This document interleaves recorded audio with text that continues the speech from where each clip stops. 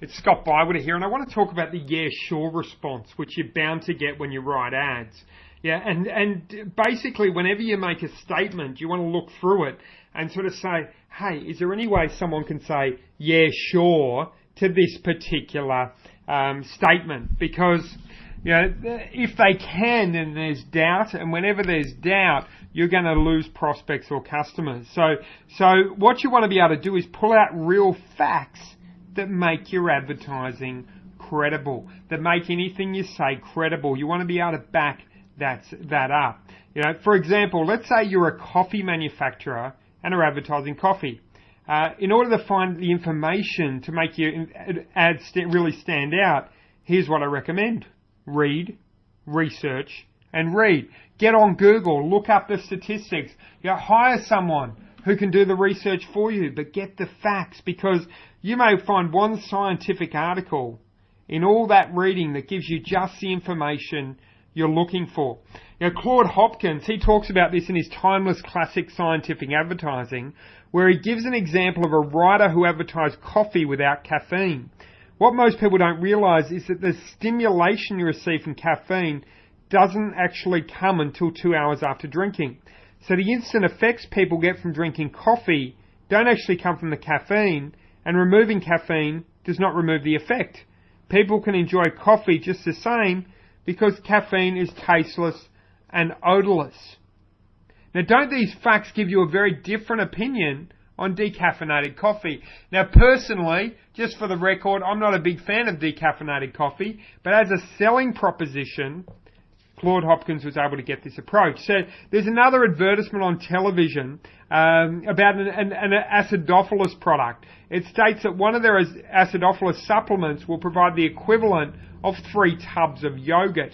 So this fact alone makes it a powerful option for people who want the benefits Acidophilus can provide.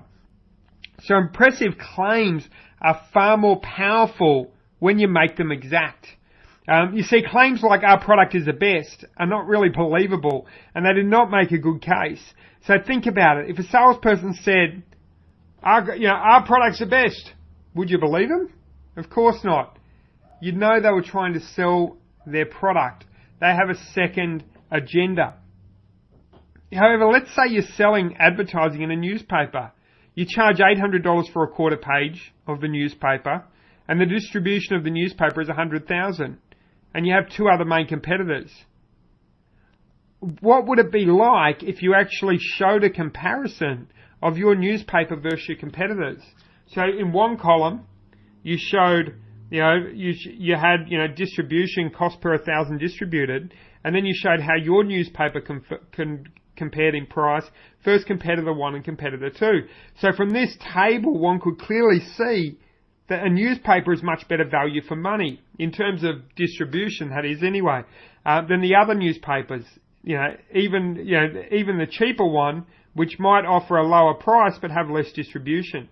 So doesn't this table, it says more than that. By having a table like that, it says more than we're the best value, buy from us. You've actually offered proof based on real facts. So another example of using facts is in real estate. If you're selling investment properties and need to convince customers of the reasons why they should invest in properties now, then perhaps a graph that shows an example of the growth in property within a certain period would be really powerful. For example, here's one more powerful reason why you should purchase an investment property in, and then list a suburb. Over the last 12 months, as stated by the House Pricing Guide, housing prices in suburb have increased by a total of 12%, much higher than the 7% average for our city, and much greater than the 5% average for our state. In fact, the graph below gives an example of the growth in suburb over the last 20 years as compared to the rest of the city and state. And then you insert the graph. There are a few reasons for the growth within suburb. Firstly, it's located right near the beach, which history has proven results in ongoing price rises. Next, there are plenty of good schools in the area. And considering it's only 10 minutes from the CBD, via either public transport or car, it's a very exciting prospect for potential purchasers. So can you see what we've done there? Is we've provided those facts to back it up.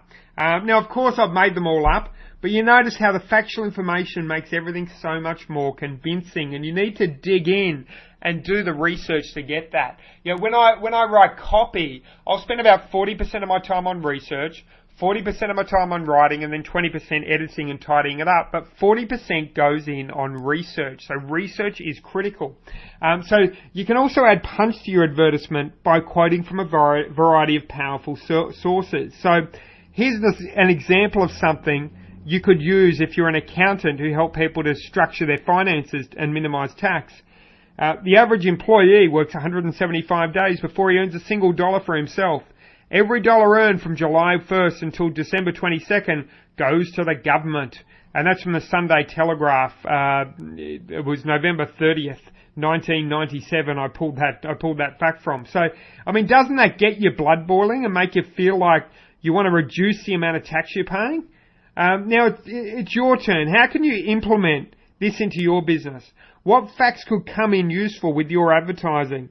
If you'd like to stop the recording in a moment and make a use, basically do up a little column. In the first column, write claim. In the second column, look at where you can find those facts or where you can research those facts that can substantiate that claim, and and then go and look for them.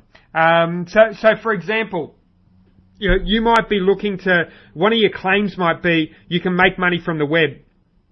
Where you can find facts that substantiate that claim, say Forrester Research, and they may have a fact that there are 5 million new households due to go online in the next 5 years or something like that. Another one, people are spending money online, and IDC Research might be the place. By a certain year, online consumers will account for X% of total internet traffic. So the facts make it powerful. They back it up, because when you say it, people doubt it. When a credible source says it, it's believable. You've got to get really, really specific. You can't say we're the lowest prices you'll ever find or we're the best. You really need to back it up. Because consumers see you, whether you're selling business to business or business to consumer, you're expected to be biased. You're expected to put your best foot forward, and as a result, your readers are encouraged to dismiss the points you make. I don't care if you're on the internet, if you're offline or you're online, that's what's going to happen. We expect a salesperson to say their product is the best. That's just what we expect them to do. But if they back it up with facts, we have no argument. The facts are the facts. For example, if you say your cars have double the horsepower of your competitors, you leave some doubt. But if you say scientific testing in XYZ laboratories has proven that Johnson's cars have 2.12 times the horsepower of Bill's cars, all of a sudden you've got credibility, you've got substance. And what you have to say is much more believable and respected. So go through and think about all the facts that back up your claims. Go through your current sales letter, if you've got a sales letter or your website, and look at any comment where your prospect can look at it and say, yeah, sure, or show any degree of skepticism. And when you find those little comments and those little snippets, find a fact to back it up. So you might want to go through now your website or your sales letter or some marketing piece and highlight anything you've got in there that's not backed up with facts, and then go away and find the facts to back it up. Even hire someone, if you need to, hire a researcher who can go in and you say, I need facts to back up this, and this. So you list a handful of things you need to back up. Let them go away, bring back the facts, and insert those facts into your copy to ensure that you've got maximum credibility. Because when it comes to selling, when it comes to marketing, credibility is king. You've got a skeptical audience, and you need to overcome those skeptics. Think of yourself, put yourself in your customer's shoes, and think, what would I want to know so that all the doors are closed and there's no way I can have any doubt about what this person's saying? And once you've done that, go out there, take action, and write credible ads that people, where people can trust you and believe you. Because if you win trust, you win sales. To help you get more customers, I'm giving away a free gift to everyone who watches this video. It's a brand new guide called 7 Ways to Get More Traffic and Customers, which includes a swag of cheat sheets for getting results fast. Download it for free by clicking the link in the description below this video or visiting moretrafficandcustomers.com.